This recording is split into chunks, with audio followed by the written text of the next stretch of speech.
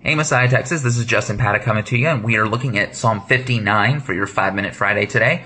So let's just jump right into this. Verse 1, we start off by saying, "For the music director, do not destroy, a meek time of David, where Saul sent men to watch the house to kill him." So this is King David writing around the time that Saul was pursuing him. And, the word meek time here is pretty interesting because there's no direct translation for it, but it's, a lot of people think it to mean engraving or writing, so I kind of think that this might be a signal of a very important writing. So moving on to verse 2 through 6, it says this: "Deliver me from my enemies, my God. Set me on high, away from those who rise up against me. Deliver me from workers of iniquity. Rescue me from bloodthirsty men. For behold, they lie in wait for me. Defiant men stir up strife against me. Not for my transgression or sin, Adonai. For no guilt of mine, they run and set things up. Awake, help me, look. For you are Adonai Elohei Tsebaot, the Lord God of hosts, the God of Israel. Rouse yourself to punish all the nations. Show no mercy to any iniquitous traitors." So this first part just looks like David crying out to God about suffering iniquity, which is an unfair or unjust behavior from somebody. And, I like that these 4 verses just highlight the focus on God rather than on the circumstance, and that he's putting it in the hands of God to deal with them, not saying, give me the ability to do this or I want to do this, but, like the end of verse 6, show no mercy to any iniquitous traitors. He's calling out to God for that, not that he wants to do that. So I think when we're facing iniquity, when we're facing unjust behavior, we should take a model from this and say, we need to look toward God during these struggles, not look at the struggles themselves, but look to what God is doing through them, and what God might be able to accomplish through those times.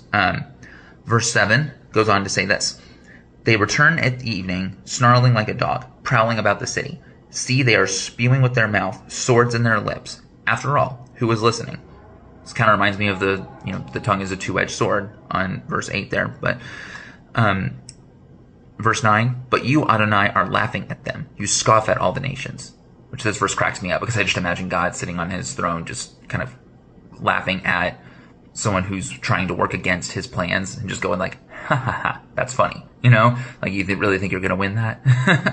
But, so anyway, that's just a visual that I get here. But verse 10 goes on to say this: "O my strength, I watch for you, for God is my strong tower. My God in his loving kindness will go before me.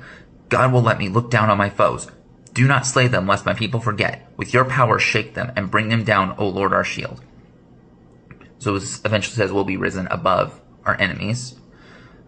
But moving on to 13 and 14, actually, it's interesting how that happens. Check this out. "The sins of their mouth is the words of their lips. So let them be caught in their pride and for uttering a curse and a lie. Consume them in wrath, consume them till they are no more. Let them know that God rules over Jacob to the ends of the earth." So it says to me, like, let the iniquitous workers get caught in their iniquity, and don't let it be in our hands, but be in God's hands.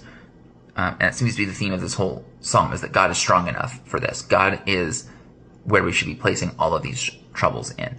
And, I find it interesting that it mentions to let them be caught in their own iniquity. We don't take any responsibility for that. We don't have to try to expose them, but they will let their sins speak for themselves.